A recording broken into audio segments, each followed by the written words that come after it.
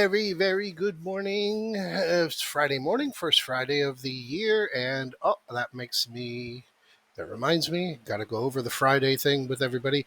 Happy Friday. We are here, the first Friday of the year, heading into a very large day. We are starting out with the unemployment, non-farm payrolls.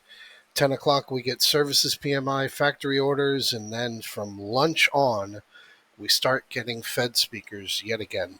And today's also the full moon. It is the first of 13 full moons. And whether or not I can scroll back, or actually, I've done this before, the full moon has very traditionally aligned with either the high of the month or the low of the month within three trading sessions, either three trading sessions prior or three trading sessions after. It has happened on the fourth trading session on occasion, but right in there in that window. Now, going back three trading sessions was when we hit that 37.94. So we don't know whether or not that is going to prove itself to be the low of the month and we're moving higher. It could also be that 38.78 that we pushed was three sessions ago, and that is the high of the month. And we're just going to go and completely eat shit for the next 3 weeks. To bring us onto that, before I go onto the charts, I'll go back to what I shared last week. Last week, having expected that we would be having a green week, and we wound up closing on the SPX down 4 points. So we missed a green week by 4 points. The week prior, we missed the green week by 8 points. So, we're just fighting in that little tiny window with these doji candles. But counting red weeks, 3 is the magic number. It is almost never that you will see more than 3. And this is just tracking from COVID. You can see we had your 5, questionable 5, 4, depending on how you looked at it, was your red weeks heading down there into COVID, 3, 3, 3. Then you had 7 over here when we collapsed over in March as we headed down to that low in May, then the bounce, and then the fall down to the June lows. We had 3 on the way down there. We had 3 since the August high. We had another 3 after the August high as we went into the October lows. And here we are with 4 red weeks. Today being a 5th red week, should we close below 38.40 if you're looking at the close from Friday last week, or 38.55 if you're looking at the open from this week. And I track the open. That's what I track. So that's why I am expecting over 38.55 as we go into today. With the jobs report, that is incredibly questionable. So over here on the wider view, going all the way back to the 2002 lows, I left out the 2020 March COVID all the way up there, and you can see back going all here through Trump's history, 3. We had 4 as we were going into Brexit. And then for those of you that were trading back then in 2016, you remember we had that big bounce off of Brexit, and then we went up and made new all-time highs as we went into August, prior to the fade down into the elections where Trump won. Going into the January lows of 2016, 3. And again, just going back, 3, occasional 4, 3. Here was where we were really volatile heading to the upside as we were trying to push back up to the all-time highs back in 2011. You had your occasional 4, you had a 4, you had a 3, 4, 6s even when we were falling down from 2008.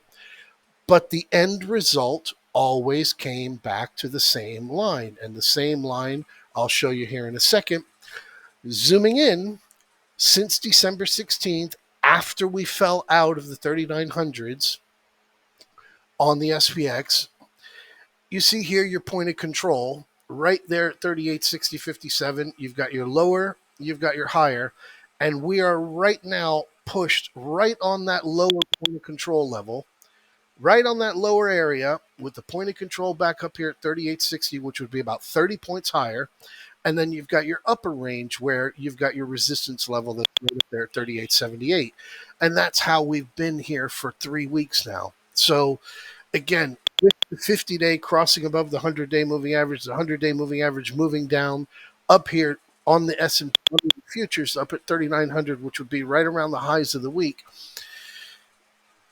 It's going to either make me look like shit today or it's going to make me look like a genius having called that looking for a green week this week. So, it all lies down to that. But the problem is still the QQQ. Here we are on the QQQ, just posted earlier at 4 o'clock this morning, new lows, new 5-day lows. And here we are pushing that 260 again, right on that 260 level, that 260 that fractionally broke on the October lows, fractionally broke on that little October dip, touched over here right towards the end of the year in December, and we're on it again for a fourth time. And I can't throw salt on this and act like I'm a Turkish chef and make this thing just magically bounce up. You got big problems over there with the tech stocks because all of that action that used to be on tech, it's all over there on the bond market now because that's where you're getting all of your movement until 2:30 in the afternoon. So we're subject to this QQQ. This QQQ is the legs for the market, and until you get it's just not going to happen. Again, the chart that I've shared back before, which I track, and all of these red markings are where you have red back-to-back weeks. So, again, this was the big one, the 7 in a row coming off of that high in March. Here you are with your 3, another 3, another 3, and here we are right now working on 4. And you can just see how we're just trolling in this area. We're just coiled up, still not taking out that November dip low. We still have a little bit of a gap from the CPI, but we're just trolling in this area. And again, with data, just data supported, and how these weekly candles work, where our closes work, how we just missed that 38.15 low level yesterday by 7 points, and then we went and ramped up in futures just after it. I'm strongly leaning using data and using just what it all kind of tends to look like right now, that we are going to be closing above that 38.55. That's what I'm looking at. That's what I'm looking at as we're heading into the end of the day today. And another one where we're having, very little movement of any significance is over here on the dollar. This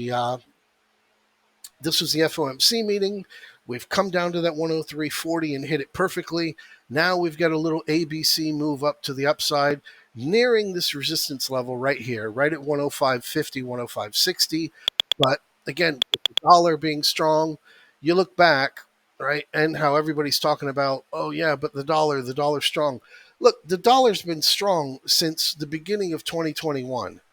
And the market ripped everybody's face off from 2021 up until we went into, you know, the beginning of 2022. Beginning of 2022, we were here. So, granted, I will give that to you. We have been extremely bullish since that time, but it's got very little to do with what's going on with how everybody's depicting it as the dollar, the dollar, the dollar, the dollar. You don't have the action that you used to have. The Indians are buying their own shit because they're pushing all-time highs. The British are buying their own shit because they're pushing all-time highs.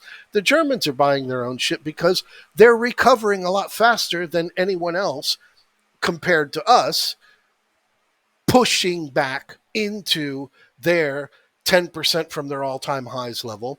The Chinese are not allowed to buy shit. They're buying their own shit. The Koreans, the same thing. So this is all based on, all those kids that lost their money on the meme stocks, and now we've got 0-day trades on SPY, QQQ, and over there on SPX. The liquidity is all in the option market rather than going out and buying stocks, which buying stocks is what makes stocks go up. The option market is trading all of the money, so it's a double-edged sword. But quickly, just to come back over here onto this, I will point out once again, Fridays suck. Fridays suck. We had a green Friday over on December 23. We didn't have a green Friday until going back to OPEX in November.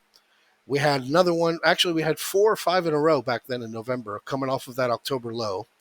But yeah, traditionally, Fridays pretty much suck. But we have been on a pretty long streak here of having bad Fridays. A pretty long one where we've only thrown in that one good Friday back on December 23 prior to Christmas, which was a gimme. So again, 3808 is the number that we need to break in order to get green for the day. 3853 being the my pick of where we need to get that green weekly candle, and 3839.50 as to where a lot of different charts will be tracking for a green candle because it will be higher than last week's close. So 3840, 3855, that's the upside level I'm looking at. If we break down below 37.95 and open up between under that, and we start pushing lower, we still have this gap to fill from November CPI over at 37.48. The Europeans just produced a better than expected result for CPI, back down into single digits. We have CPI coming out next week on Thursday. We've got Jerome Powell speaking on Wednesday next week. It's still kibbles and bits and tiny little pieces to be involved with until we start getting some proof. And that proof is right there. When we can break out and start supporting on this upper level at 38.78 on the ES and start pushing consistently printing 3900s, then we can start thinking that, okay, the bottom is in and we're going to start moving forward as we head into earnings, and then we'll see what the earnings give us. Apologize for taking too much time. It's a full moon today. Have a great morning, and I will see you in the chat room after the reports are out. And oh man, cross your fingers, pray to the West, do whatever you got to do, sacrifice a chicken. Bad news is good news, or sorry, good news is bad news is bad news, and how this job report is going to get deciphered, man, I couldn't tell you. So we'll see what the jobs report gives us, and we'll go from there.